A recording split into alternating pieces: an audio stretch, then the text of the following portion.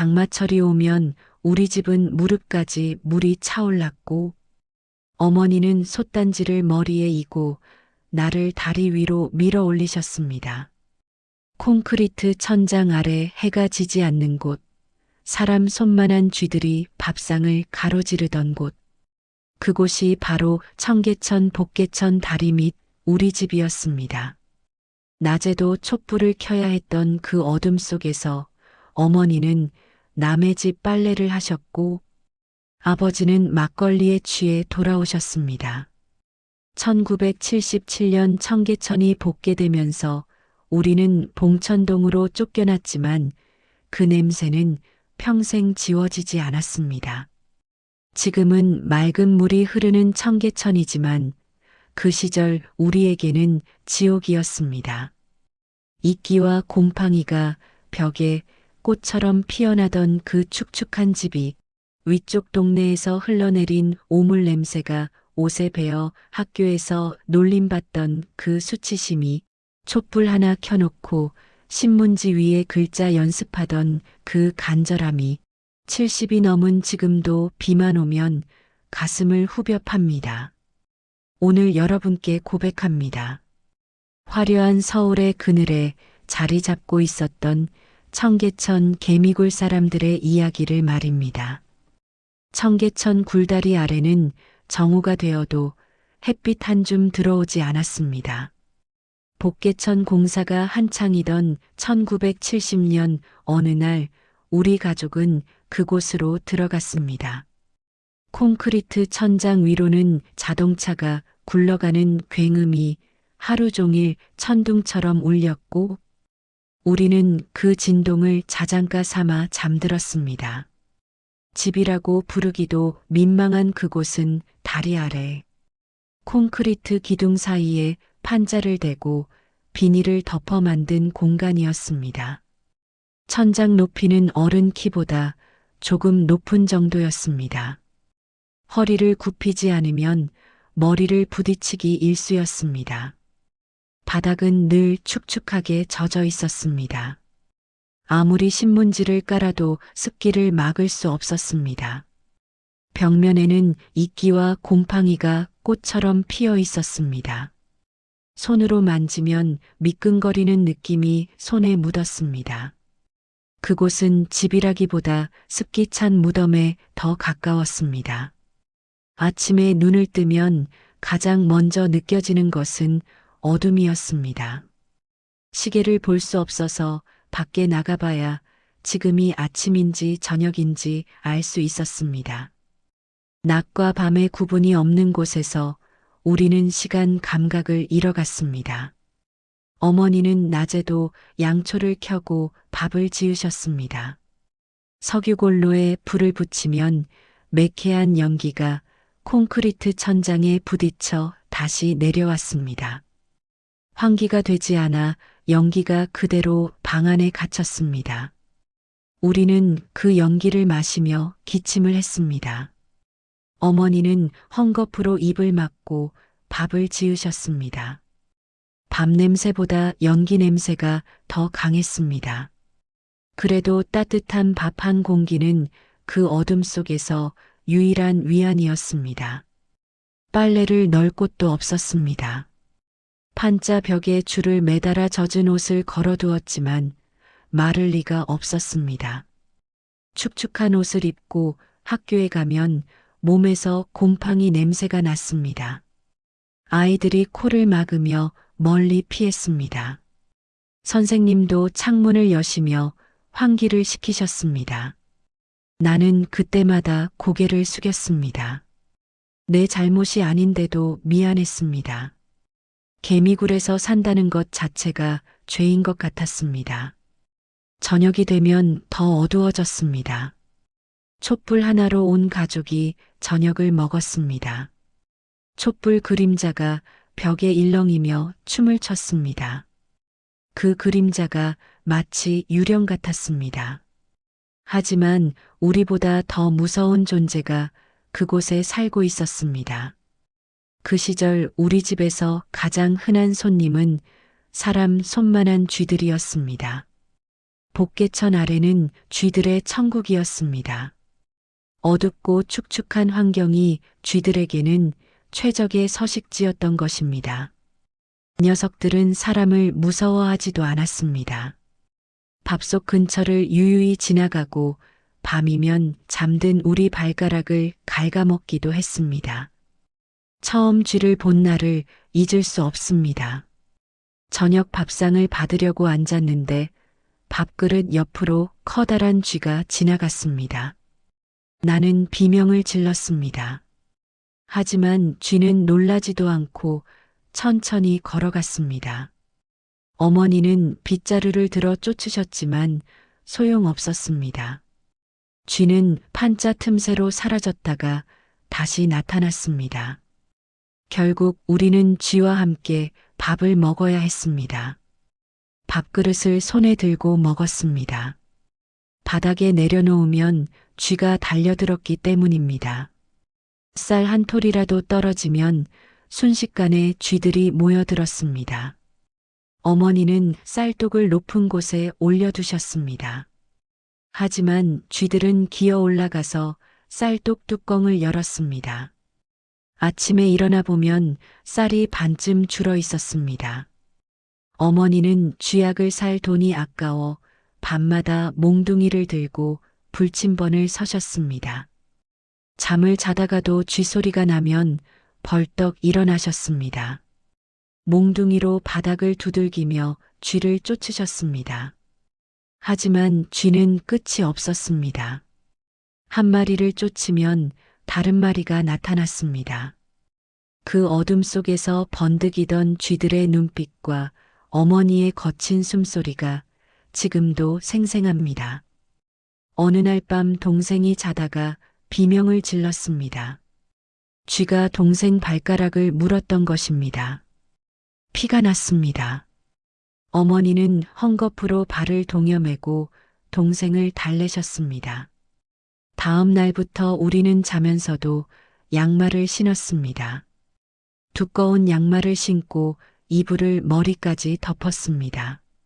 숨이 막혔지만 쥐에게 물리는 것보다는 나았습니다. 밤마다 천장에서 쥐들이 뛰어다니는 소리가 들렸습니다. 다다다닥 하는 소리가 머리 위에서 울렸습니다. 잠을 잘 수가 없었습니다.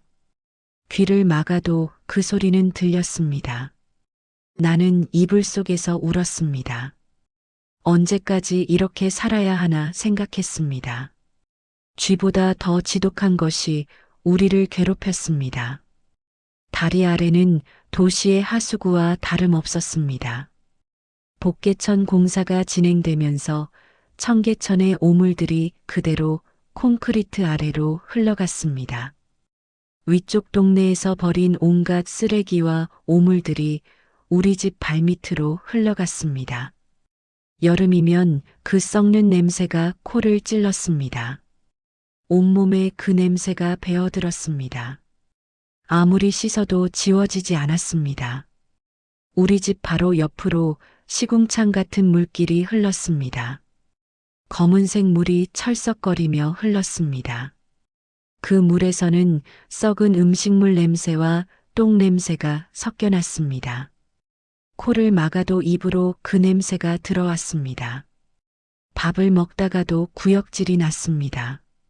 하지만 참아야 했습니다. 그곳이 우리가 살 수 있는 유일한 곳이었으니까요. 비가 오면 더 심했습니다. 빗물과 오물이 섞여 우리 집 안까지 넘쳐 들어왔습니다. 바닥이 온통 시커먼 물로 뒤덮였습니다. 그 물을 퍼내는 것이 일이었습니다. 양동이로 물을 퍼내고 또 퍼냈습니다. 하지만 끝이 없었습니다. 물을 다 퍼내도 다시 차올랐습니다. 학교에 가면 아이들이 멀리서부터 알아챘습니다. 거지 냄새 난다며 코를 막았습니다. 청계천 냄새 난다며 비웃었습니다. 선생님도 나를 교실 맨 뒷자리에 앉히셨습니다. 다른 아이들이 싫어한다는 이유였습니다. 나는 그 자리에 앉아 고개를 숙이고 있었습니다. 점심시간이 되면 혼자 구석에서 밥을 먹었습니다. 아무도 옆에 앉지 않았습니다. 나는 빨리 밥을 먹고 운동장으로 나갔습니다. 바람이 불면 조금이라도 냄새가 날아가는 것 같았습니다. 집에 돌아오면 어머니가 물을 데워 놓으셨습니다. 양은 대야에 뜨거운 물을 부어주셨습니다.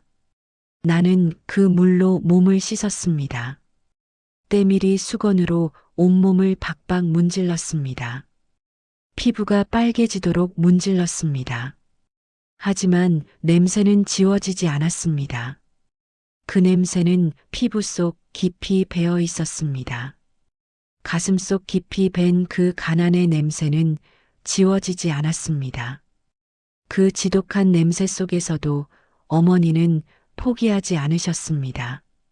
어머니는 그 더러운 물줄기 옆에서도 남의 집 빨래를 해오셨습니다. 새벽 5시면 일어나 빨래 보따리를 이고 나가셨습니다. 청계천 상류 쪽에 조금이라도 깨끗한 물이 흐르는 곳이 있었습니다. 그곳까지 가려면 1시간을 걸어가셔야 했습니다. 무거운 빨래 보따리를 머리에 이고 비탈길을 올라가셨습니다. 깨끗한 물을 길어오기 위해 수십 번 계단을 오르내리셨습니다. 양은 양동이에 물을 가득 담아 나르셨습니다. 한 번에 2개씩 들고 오셨습니다. 양팔이 늘어날 것 같다고 하셨습니다. 하지만 멈출 수 없으셨습니다. 빨래를 해야 돈을 벌 수 있었으니까요. 겨울이면 더 혹독했습니다. 꽁꽁 얼어붙은 얼음을 깨고 빨래를 하셨습니다. 돌로 얼음을 깨뜨렸습니다. 손이 시려서 감각이 없어졌습니다. 하지만 계속 빨래를 하셨습니다. 비누칠을 하고 방망이로 두드렸습니다. 손가락 마디마디는 늘 부어 있었습니다. 빨갛게 부어올라 터질 것 같았습니다. 지문은 닳아 없어진 지 오래였습니다. 손바닥은 굳은 살이 박혀 거칠었습니다. 저녁이 되어 돌아오시면 온몸이 젖어 있었습니다. 등에 업은 빨래 보따리에서 물이 뚝뚝 떨어졌습니다. 옷이 다 젖어서 몸에 들러붙었습니다. 추운 겨울날 젖은 옷을 입고 걸어오시는 것이 얼마나 고통스러웠을까요? 집에 오시면 추위에 떨고 계셨습니다. 입술이 파래지셨습니다. 나는 어머니께 뜨거운 물을 드렸습니다. 어머니는 그 물을 마시며 몸을 녹이셨습니다. 빨래를 하고 받은 돈은 얼마 되지 않았습니다. 하루 종일 일하고 받은 돈이 고작 200원이었습니다. 그 돈으로 쌀을 사고 반찬거리를 샀습니다. 남는 것이 없었습니다. 그래도 어머니는 포기하지 않으셨습니다. 내일도 빨래를 해야 한다고 하셨습니다. 우리를 먹여 살려야 한다고 하셨습니다.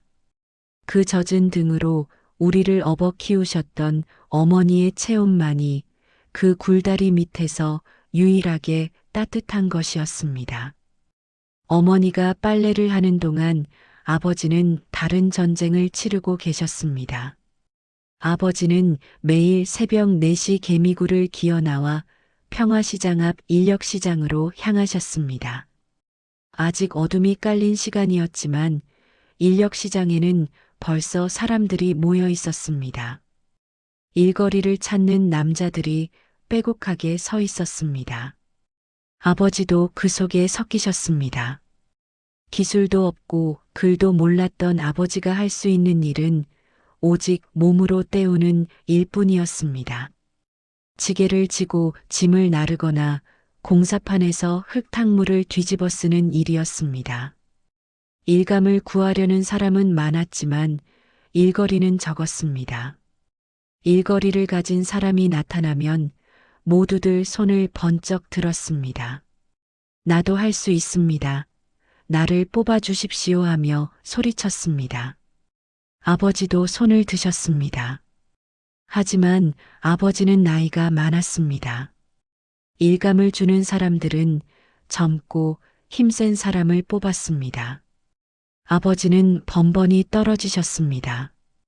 하루 종일 서 계셔도 일감을 구하지 못하는 날이 많았습니다. 그럴 때면 아버지는 빈손으로 집에 돌아오셨습니다. 발걸음이 무거웠습니다. 고개를 숙이고 걸어오셨습니다. 집에 들어서면 우리와 눈을 마주치지 못하셨습니다. 오늘도 일을 구하지 못했다는 것을 우리는 알 수 있었습니다. 어머니는 아무 말씀도 하지 않으셨습니다. 그저 묵묵히 저녁을 차리셨습니다. 밥상에는 보리밥과 된장찌개뿐이었습니다.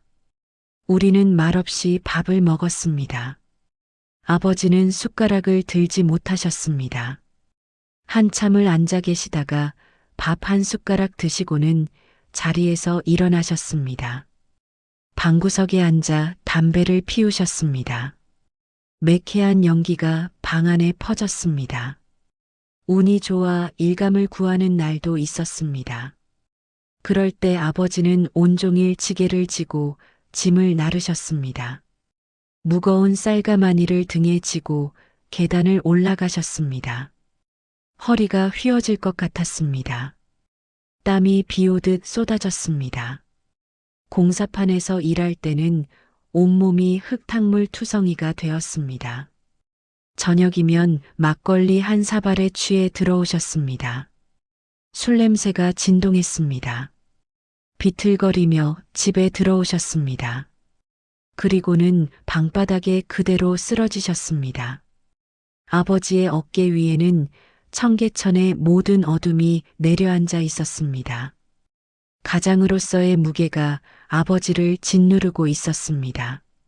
나는 아버지를 볼 때마다 가슴이 아팠습니다. 저렇게까지 힘들게 사시는데 우리는 무엇을 해드릴 수 있을까 생각했습니다. 그러던 어느 날 우리에게 최악의 재앙이 찾아왔습니다. 장마철은 우리에게 사형 선고와 같았습니다. 비가 조금만 많이 오면 개미굴은 금세 물바다가 되었습니다. 1972년 여름 그날도 아침부터 비가 내렸습니다. 처음에는 보슬비였습니다. 하지만 점점 세차게 쏟아지기 시작했습니다. 천둥이 치고 번개가 쳤습니다. 복개천 위로 빗물이 쏟아져 내렸습니다. 물이 넘쳐 흘렀습니다. 개미굴 안으로 물이 들어오기 시작했습니다. 처음에는 발목까지 찼습니다.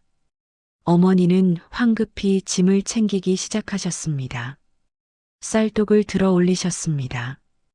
이불을 걷어 올리셨습니다. 하지만 물은 계속 차올랐습니다.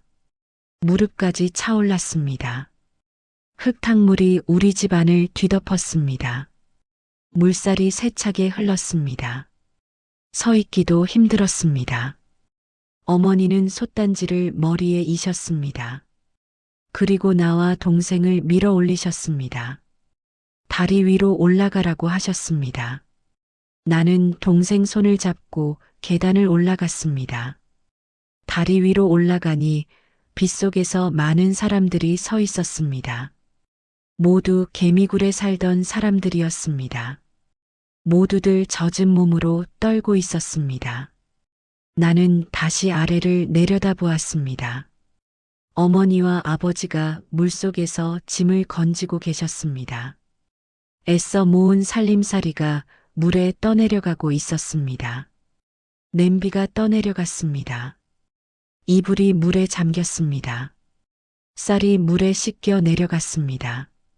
전 재산이 물에 떠내려가는 것을 보며 아버지는 말없이 굴다리 벽을 주먹으로 치셨습니다. 콘크리트 벽이 아버지 주먹에 부딪혀 피가 났습니다. 하지만 아버지는 계속 벽을 치셨습니다. 어머니가 아버지를 말리셨습니다. 그만하라고 하셨습니다.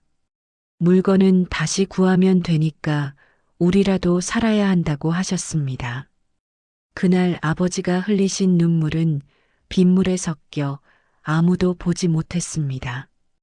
하지만 나는 보았습니다. 아버지의 눈에서 눈물이 흐르는 것을 보았습니다. 비가 그친 후 우리는 다시 개미굴로 내려갔습니다.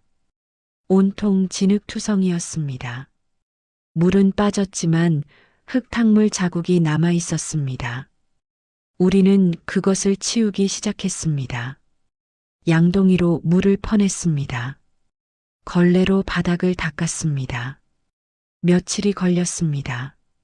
그렇게 다시 살림을 차렸습니다. 잃어버린 물건들을 하나씩 다시 구했습니다.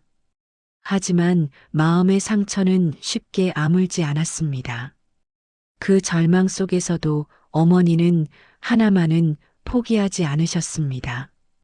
그런 지옥 같은 환경에서도 어머니는 딱 하나만은 포기하지 않으셨습니다. 바로 자식의 공부였습니다. 어머니는 평생 글을 배우지 못하셨습니다.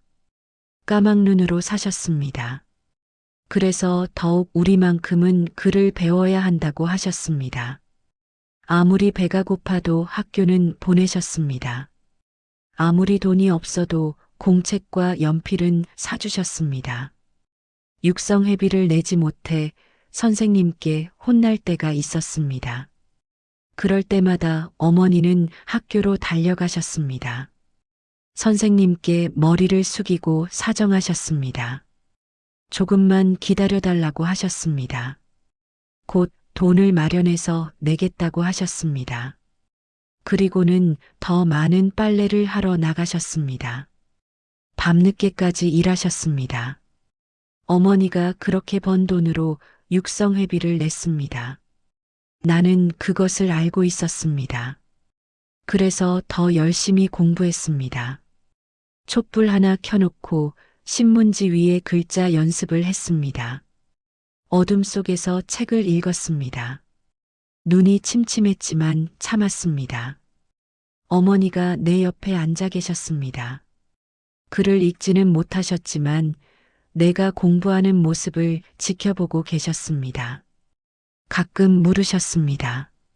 무슨 공부를 하고 있느냐고 물으셨습니다. 나는 대답했습니다. 국어 공부를 하고 있다고 말했습니다. 수학 문제를 풀고 있다고 말했습니다. 어머니는 고개를 끄덕이셨습니다. 그리고 말씀하셨습니다. 너는 죽어도 이 굴다리를 벗어나야 한다고 말씀하셨습니다. 공부를 열심히 해서 좋은 데 취직해야 한다고 하셨습니다. 그래야 이런 데서 살지 않아도 된다고 하셨습니다. 나는 고개를 끄덕였습니다. 꼭 그렇게 하겠다고 대답했습니다. 어머니를 이 개미굴에서 꺼내드리겠다고 다짐했습니다. 시험을 보고 좋은 성적을 받아오면 어머니는 환하게 웃으셨습니다. 상장을 받아오면 벽에 붙여두셨습니다. 글을 읽지 못하셨지만 상장이라는 것은 아셨습니다. 자랑스러워 하셨습니다. 이웃들에게 자랑하셨습니다. 내 딸이 학교에서 상을 받았다고 말씀하셨습니다. 그때 어머니의 얼굴은 정말 행복해 보였습니다. 당신은 평생 까막눈으로 사셨지만 자식의 공책에 적힌 글자 하나하나가 당신의 유일한 빛이었음을 이제야 깨닫습니다. 어머니에게 내 공부는 희망이었습니다. 이 어둠을 벗어날 수 있는 유일한 희망이었습니다. 그리고 마침내 우리는 그 개미굴을 떠나게 되었습니다. 1977년 청계천 복개 공사가 완료되었습니다.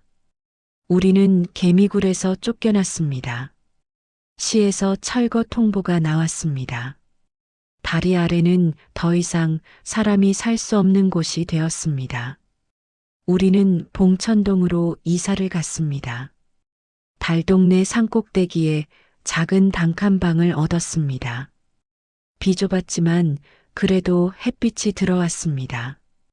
창문을 열면 바람이 들어왔습니다. 더 이상 쥐가 나타나지 않았습니다. 곰팡이 냄새도 나지 않았습니다. 그것만으로도 천국 같았습니다. 나는 열심히 공부했습니다. 고등학교를 졸업하고 직장에 들어갔습니다. 월급을 받아 어머니께 드렸습니다. 어머니는 그 돈을 받으시며 우셨습니다. 이제는 빨래를 하지 않아도 된다고 하셨습니다. 세월이 흘렀습니다. 나는 결혼을 했습니다. 아이를 낳았습니다. 조금씩 형편이 나아졌습니다.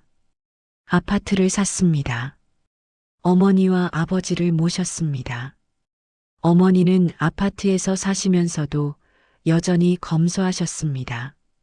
물 한 방울도 아껴 쓰셨습니다. 전기도 아껴 쓰셨습니다. 개미굴에서의 습관이 몸에 배어 있었습니다. 이제 청계천은 맑은 물이 흐르는 공원이 되었습니다. 사람들이 산책을 하고 데이트를 합니다. 아름다운 곳이 되었습니다. 하지만 그 개미굴은 콘크리트 속에 영원히 매몰되었습니다. 아무도 기억하지 않습니다. 그곳에서 사람들이 살았다는 것을 아무도 모릅니다. 하지만 내 마음 속에는 여전히 그 어두운 다리 아래에서 자식을 지켜내던 어머니의 뒷모습이 살아 있습니다. 그란자 몰라도 자식의 인생만큼은 정확하게 설계하셨던 그 위대한 분 나의 어머니, 당신이 그 어둠을 온몸으로 막아주셨기에 오늘 내가 이 밝은 세상에서 글을 읽고 씁니다. 어머니 감사합니다. 아버지 감사합니다. 당신들의 희생이 있었기에 제가 여기까지 올 수 있었습니다. 이제는 편히 쉬십시오. 개미굴의 어둠은 이제 없습니다. 당신들이 그 어둠을 다 견뎌주셨으니까요. 오늘 이 이야기를 들으시며 여러분의 가슴 속 어딘가가 아릿해지셨다면 그것은 우리가 그 모진 세월을 함께 견뎌왔다는 증거일 것입니다. 우리를 밀어 올려준 그 굽은 등과 거친 손을 우리는 결코 잊지 말아야 합니다.